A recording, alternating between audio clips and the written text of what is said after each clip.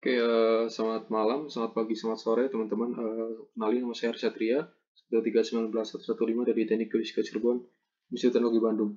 Nah, bicara tentang kejadian bencana yang terjadi di Jawa Tengah, ada hal yang menarik yang menurut kita perlu kita diskusikan, yaitu tentang bagaimana jumlah bencana itu sendiri, kemudian apa ya, dalam rangka menganalisis tersebut dalam rangka meningkatkan kesadaran masyarakat Indonesia bahwa akan apa ya, berpotensialnya wilayah kita gitu ya untuk terjadi bencana. Hal itu apa ya, menimbulkan kesadaran gitu loh terhadap masyarakat tersebut, sehingga harapannya bisa memitigasi bencana.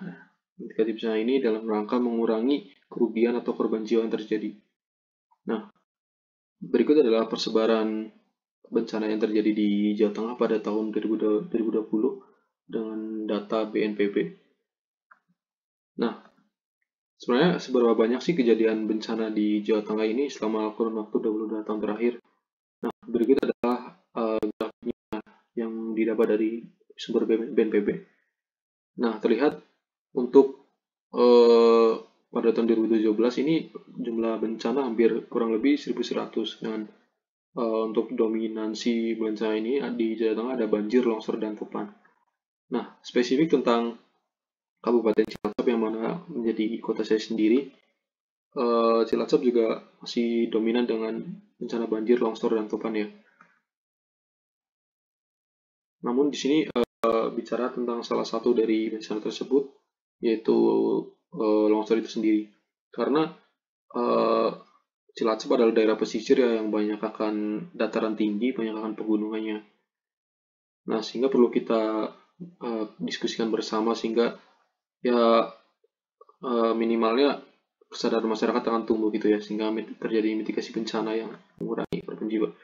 Nah, faktor penyebab tanah longsor ini ada 3 faktor ya teman-teman. Yang pertama topografi, ini seperti spesifikasi dari curamnya lahan ya dan besar sudut kemiringan lereng tersebut, kemudian dari kandungan air dan beban batuan itu menampung sesuatu gitu.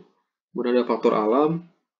Faktor alam ini sendiri seperti curah hujan yang tinggi atau curah hujan yang terlalu lama sehingga kandungan air pada tanah tersebut akan cenderung tinggi.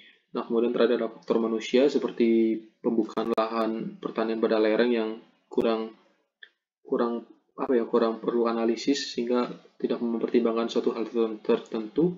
Kemudian juga penebangan pohon yang mungkin secara liar gitu ya. Tindakan apa sih ketika kita terjadi pada saat konser itu berlangsung? Yang pertama, kita harus sigap menyelamatkan diri ya, dan kalau bisa menolong sesama gitu yang sedang menjadi korban. Kemudian ada perlu rehabilitasi korban dan perlu juga menyiapkan sarana dan prasarana dengan segera.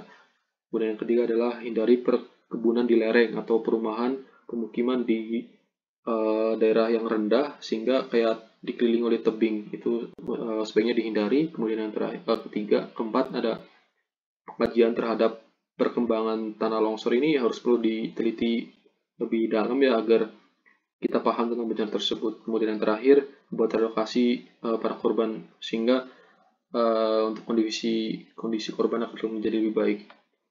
Nah, itu saja. Terima kasih.